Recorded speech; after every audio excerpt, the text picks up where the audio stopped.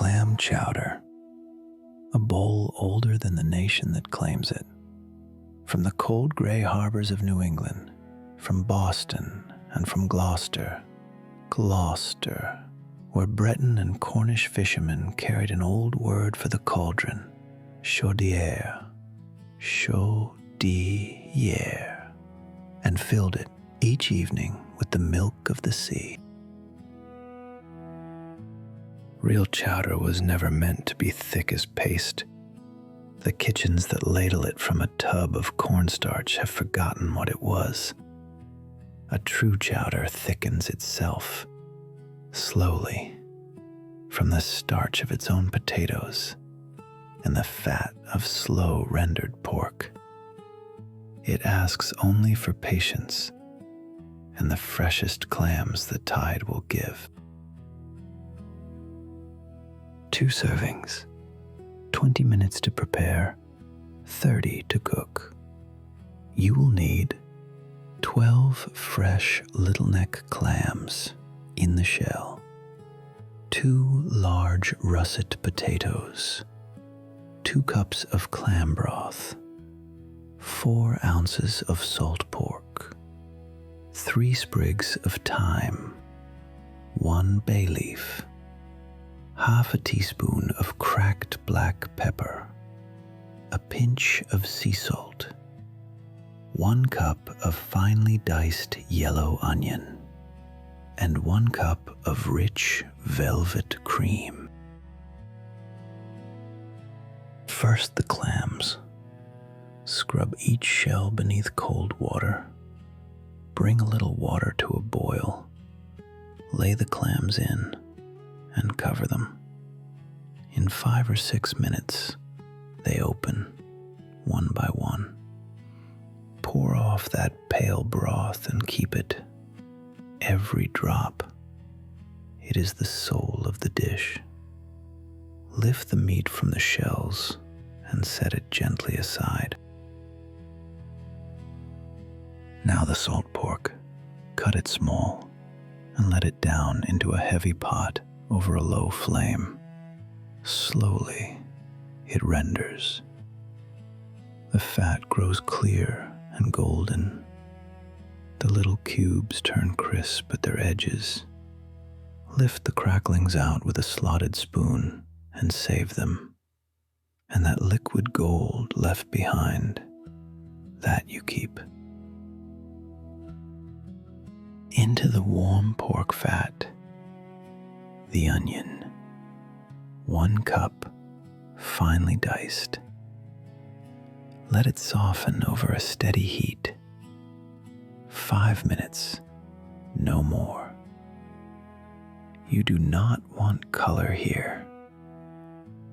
Only the moment where the onion turns to glass, soft and sweet and translucent, carrying the savor of the pork through everything that follows. Now the broth. Pour in the clam liquor you saved, and the clam broth with it. Lower in the diced potatoes, the thyme, the single bay leaf. Bring it to the gentlest simmer. Cover it and let it bubble softly for 15 minutes. The kitchen fills with the smell of the shore, and the potatoes turn tender to the fork. Lift out the thyme and the bay. Now the old trick, the one that needs no flour at all. Ladle out 1/3 of the potatoes with a little of their broth and blend them smooth as silk. Stir that puree back into the pot. The chowder thickens before your eyes, velvet and pale, and its own. Lower the flame to almost nothing. Pour in the cream and let it warm through slowly. Fold in the chopped clams, just 2 or 3 minutes, only long enough to heat. Season with sea salt and a generous turn of black pepper. Ladle it into a waiting bowl and crown it with the crisp pork cracklings. History and the old word. Chowder takes its name from the CHOW-der, the great iron cauldron of the French and Breton coast. When a fishing boat came in, each man gave something to the common pot: a handful of fish, a little pork, a few biscuits, and all of it simmered together on the sand by the boats. But the clam was here long before the cauldron.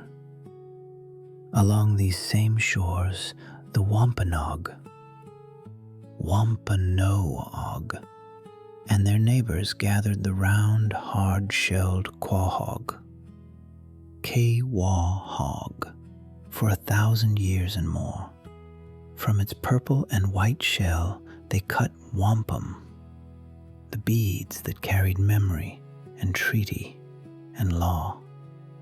The chowder pot only borrowed a harvest that was already ancient. The first chowder recipe printed in America appeared in a Boston newspaper in the year 1751, written out in verse. In those days, the cooks thickened the pot with ship's biscuit, hard, dry, and patient, and New England guarded its chowder fiercely. Pale and creamy, never red. In Maine, they say, a cook once tried to write the tomato out of it by law. For 3 centuries, it has been the food of Friday suppers, of church basements, of gray afternoons when the fog rolls in off the water. It belongs to no single kitchen. It belongs to a coast, and to everyone who has ever come in cold from the sea and been handed a warm bowl and told to sit down. So take your time. Let the pork render slow. Let the potatoes give up their starch in their own hour. Lift the spoon and breathe in the salt and the cream and the smoke. Clam chowder survived because it never tried to impress. It only tried to warm the people who worked the cold water and to send them back out in the morning, fed. And the table, at last, is set.